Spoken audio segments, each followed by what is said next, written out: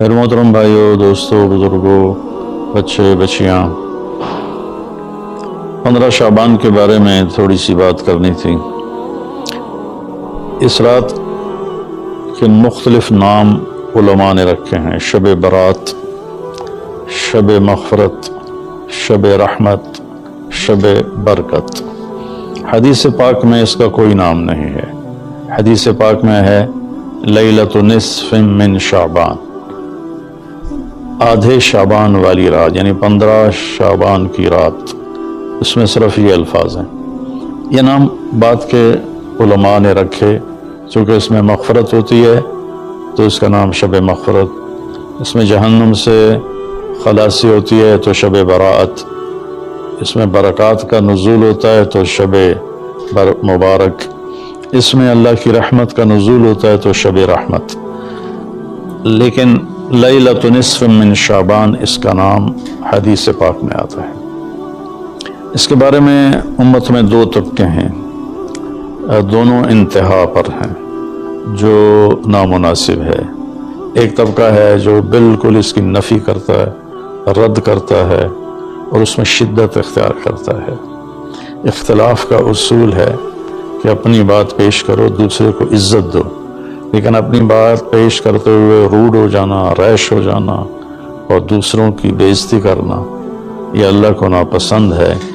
یہ اللہ کی بارگاہ میں انتہائی ناپسند چیز ہے، تو اس کی بالکل نفی کرتے ہیں کہ کچھ بھی نہیں ہے۔ ایک طبقہ ہمارے ہاں ہے جنہوں نے کیا کچھ اس میں ڈال دیا ہے، یہ بھی بالکل غلط ہے، یہ بھی نہیں ہونا چاہیے۔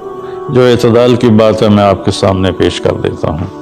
اللہ کے فضل و کرم سے یہ اعتدال والی ہے، یعنی نہ شدت ہے نہ وہ بدعت ہے، درمیان کی چیز ہے، امید ہے صحیح ہوگی۔ اس رات کی فضیلت کو 10 صحابہ نے روایت کیا ہے، جس میں ابو بکر رضی اللہ عنہ بھی ہیں، حضرت عائشہ رضی اللہ تعالیٰ عنہا بھی ہیں، لیکن یہ ساری حدیثیں ضعیف ہیں۔ ضعیف حدیث سے کوئی حکم ثابت نہیں ہوتا۔ لیکن ابن العثیمین رحمۃ اللہ علیہ چند سال پہلے سعودیہ کے بہت بڑے محدث بھی تھے، مفسر بھی تھے، فقیہ بھی تھے اور بہت بڑے عالم تھے۔ انہوں نے لکھا ہے کہ 10 حدیثیں ضعیف جب اکٹھی ہو جاتی ہیں تو وہ حسن کا درجہ حاصل کر لیتی ہیں۔ حسن لغیر یہ ٹرم ہے محدثین کی کہ وہ قابل قبول ہو جاتی ہیں اور اس کو فضائل میں قبول سمجھا جاتا ہے، حجت سمجھا جاتا ہے۔ عمل کے ثبوت کے لیے، عبادت کے ثبوت کے لیے، عقیدہ کے ثبوت کے لیے صحیح حدیث کے بغیر کوئی حدیث بھی قبول نہیں ہے۔ تو اس لیے 10 حدیثوں ضعیف کا جمع ہو کر اس کی فضیلت کا بولنا اس کے اندر کچھ نہ کچھ رکھتا ہے۔ اور فضیلت جو اللہ کے نبی نے ارشاد فرمائی کہ 15 شعبان کی رات کو حضرت عائشہ فرماتی ہیں میں اٹھی تو آپ بستر پر نہیں تھے، تو میں ڈھونڈنے نکلی تو آپ جنت البقیع میں پہنچے ہوئے تھے۔ تو آپ نے دیکھ کر کہا عائشہ تو کیا سمجھتی ہے کہ اللہ اس کا رسول تمہارے ساتھ خیانت کریں گے؟ میں تو بقیع والوں کے لیے آیا تھا دعا کرنے۔ پھر آپ نے فرمایا آج کی رات وہ رات ہے جس میں اللہ تبارک و تعالی بنو کلب ایک قبیلہ ہے جن کے پاس بھیڑ بکریاں بہت زیادہ تھیں، کہا عائشہ جتنی بنو کلب کی بھیڑ بکریوں کے جسم پر بال ہیں ان بالوں کی تعداد کے برابر اللہ تعالیٰ اپنے بندوں کو مغفرت فرماتا ہے، جہنم سے خلاصی فرماتا ہے۔ اس پر شب برات اور شب مغفرت علماء نے اس کا نام رکھا، میرے نبی کی زبان سے یہ نام نہیں نکلا۔ تو اس کی یہ فضیلت ہے کہ اس میں اللہ تعالیٰ کی طرف سے بخشش کا نزول ہوتا ہے۔ باقی یہ جو کہتے ہیں کہ اس میں فرشتہ اترتا ہے اور سارے سال کا بجٹ بتاتا ہے اور سارے سال کے واقعات، یہ کسی حدیث میں میری نظر سے نہیں گزرا۔ سورہ دخان میں فیہا یفرق کل امر حکیم کا جو آیت آتی ہے تو اس سے پہلے کی آیت شب برات کی نفی کرتی ہے، انا انزلناہ فی لیلۃ مبارکۃ، کہ ہم نے اس سے مبارک رات میں اتارا قرآن پاک۔ تو قرآن پاک تو لیلۃ القدر میں اترا ہے، تو اگر کوئی کسی قسم کے اعلانات ہوتے ہیں تو پھر شب قدر میں ہوتے ہیں، اس رات میں نہیں ہوتے۔ دوسرا یہ ہے کہ اس کے روزے اور بندگی کے بارے میں، شب قدر کی اللہ کے واسطے میری بات دھیان سے سنو، اللہ کی قسم کوئی خاص عبادت میرے نبی نے نہیں بتائی، لیلۃ القدر کی کوئی خاص عبادت میرے نبی نے نہیں فرمائی۔ حضرت عائشہ رضی اللہ عنہ نے پوچھا یا رسول اللہ اگر مجھے لیلۃ القدر نصیب ہو تو میں کیا کروں؟ کہا یہ دعا پڑھو، اللہم انک عفو تحب العفو فاعف عنی، اللہ تو معاف کرنے والا ہے، معافی کو پسند فرماتا ہے، مجھے معاف فرما۔ تو میرے نبی کی عبادت وہی 11 رکعت تہجد کے نوافل تھے، چاہے وہ شب قدر تھی، چاہے وہ شب برات تھی، چاہے وہ شب جمعہ تھی۔ تو اب اس کے نام پر لوگوں نے کیا کیا خرافہ، چونکہ ہم قرآن اور حدیث سے نہیں جڑے، کتابیں لکھی ہوئی ہیں، کس نے لکھی، اس کی سند کیا ہے، اس کی تمیز ہی کوئی نہیں ہے، تو وہ پھر بہت ہی زیادہ 4 رکعت پڑھو، پہلی رکعت میں یہ پڑھو، دوسری میں یہ پڑھو، تیسری میں یہ، چوتھی میں یہ سب بدعات ہیں، ان کا کوئی تعلق نہیں میرے نبی کے کسی بھی فرمان سے۔ میرے نبی نے صرف عبادت کا فرمایا ہے، عبادت، تو شب قدر میں بھی کوئی خاص عمل نہیں۔ اور دوسری بات یہ کہ اگر آپ نے عبادت کرنی ہے تو مسجد نہیں گھر، مسجد نہیں گھر، مسجد نہیں گھر۔ میرے نبی نفلی بندگی گھر میں ادا فرماتے تھے۔ اب شب برات میں صلاۃ تسبیح کی جماعت ہو رہی ہوتی ہے، یہ کتنی بڑی نادانی کی بات ہے۔ نفلوں کی تو جماعت ہی نہیں ہوتی، تو یہ صلاۃ تسبیح کی جماعت کروا رہے ہوتے ہیں۔ نفلی عبادات کے بارے میں اللہ کے نبی کا طریقہ گھر میں پڑھنا ہے، اور اللہ کی طرف سے بھی ہمیں جو اشارہ ملتا ہے وَاذْكُرِ اسْمَ رَبِّكَ وَتَبَتَّلْ إِلَيْهِ تَبْتِيلًا، اپنے اللہ کو خوب یاد کریں اور لوگوں سے کٹ جائیں بالکل، اور سب سے کٹ کے آپ اپنے رب کو یاد کریں۔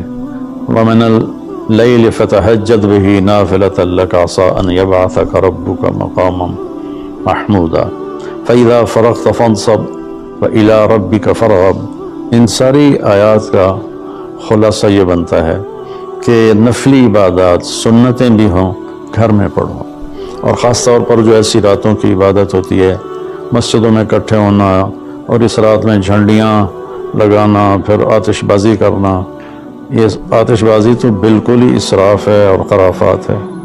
تو میری گزارش ہے کہ میرے نبی کی جو سنت ہے، آپ نفلی بندگی عبادات اپنے گھر میں فرمایا کرتے تھے۔ اس رات میں اگر آپ عبادت کرنا چاہتے ہیں، مسجد کی بجائے گھر کو مسجد بنائیں۔ وَجْعَلُوا بُيُوتَكُمْ قِبْلَةً وَأَقِيمُوا الصَّلَاةَ، اللہ نے بنی اسرائیل سے فرمایا اپنے گھروں کو مسجد بنا لو اور نمازیں قائم کرو۔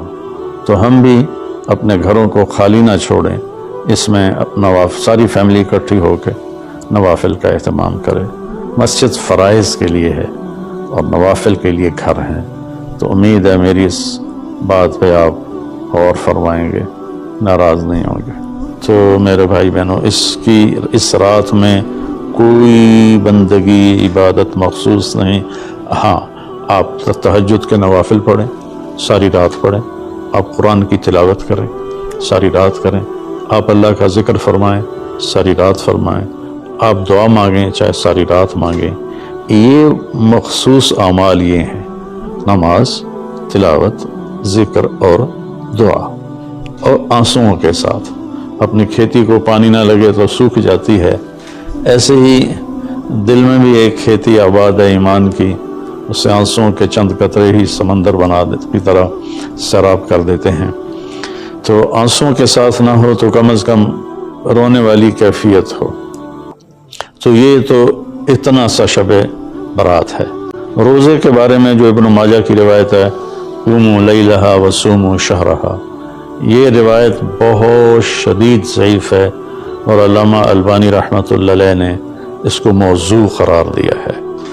تو اس میں روزہ اس نیت سے رکھنا کہ میرے نبی کی سنت ہے، یہ غلط ہے، اس طرح یہ بدعت بن جائے گا۔ کوئی ویسے نفلی روزہ اس رات میں رکھنا چاہتا ہے مستحب سمجھ کے، نفل سمجھ کے، وہ میرے خیال میں اس میں کوئی قباحت نہیں ہے، لیکن سنت سمجھ کے اگر وہ رکھنا چاہتا ہے تو یہ بات صحیح نہیں ہے، چونکہ روزے والی روایت بالکل قابل اعتبار، قابل حجت نہیں ہے۔ اس میں تمام محدثین کا اتفاق ہے کہ یہ روایت شدید ضعیف ہے، اور شدید ضعیف سے استدلال نہیں ہوتا، اس کو حجت نہیں بنایا جاتا۔ کمزور اس کا ضعف اتنا شدید نہ ہو اور کئی حدیثیں جمع ہو جائیں تو پھر اس میں ایک طاقت آ جاتی ہے۔ تو اپنے آپ کو جوڑو اللہ کے قرآن کے ساتھ، اللہ کے نبی کی حدیث کے ساتھ۔ صحیح حدیث آپ کا ماخذ ہوگا تو آپ کو آسانی ہوگی کرنے میں۔ اصل میں اللہ نے بخشش کے بہانے رکھے ہیں، کوئی شرابی ہے، کوئی زانی ہے، کوئی قاتل ہے، کوئی ماں باپ کا نافرمان ہے، کوئی مشرک ہے، کوئی متکبر ہے، کوئی سود خور ہے، کوئی رشوت خور ہے۔ ایک دفعہ آج کہہ دے، کل کی رات کہہ دے گا کہ یا اللہ میری توبہ، تو اللہ کی قسم اگر اس کے گناہ زمین سے لے کر آسمان کی چھت تک بھی ہوں گے نا، تو ایک آدھے بول پر یا اللہ معاف کر، اللہ سارے معاف فرما دے۔ سبحان اللہ۔ تو کسی نافرمان کو حقیر نہ جانو، اور کبھی اپنی نیکی پہ تکبر نہ کرو۔ اور ایک جرم اور بھی ہے جو میں کہتے کہتے 30 سال ہو گئے، فرقہ واریت سے توبہ کرو۔ تو مہربانی کرو، امت بنو، محبت کرو، ایک دوسرے سے ملو جلو، ہم امت بن کے چلیں۔